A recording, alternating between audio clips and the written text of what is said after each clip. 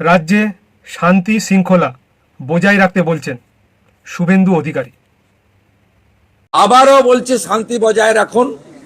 পাপীদের অপবিত্র party office, যেখানে পয়সা নেওয়া হতো, যেখানে মদ খাওয়া হতো, জুয়া খেলা হতো, নারী নির্যাতন হতো, শাহজাহানরা পিঠা বানাতো, সেদিকে কেউ তাকাবেন না। কোনো অশান্তি খুব বড় কিছু হয়নি। 2021 এবং 2023-এর পঞ্চায়েতের সময় যা হয়েছিল, আমি ডিফেন্ড করছি না। দেখুন, আমাদের রাজ্য সভাপতি লাগাতার বলছেন, আমিও আজকে দেখেছেন নন্দীগ্রামে থ্যাঙ্কস গিভিং সিরিমনিতে ক্লিয়ার বলেছি যে ওদের ওই পাপীদের অফিসে হাত দেওয়ারও দরকার নেই। সেটা তো আমাদের স্ট্যান্ড। এটা তো আপনি মমতা ব্যানার্জি তার পার্টি থেকে শোনেননি 2021-এর 2রা মের পর থেকে। তখন তো উনি বরঞ্চ শপথ নিতে গিয়ে 6 তারিখে বলেছিলেন সাংবাদিকদের যে আমি তো 4 দিন ক্ষমতায় ছিলাম না, ইলেকশন কমিশন ক্ষমতায় ছিল, আমার দায়িত্ব তো ছিল না।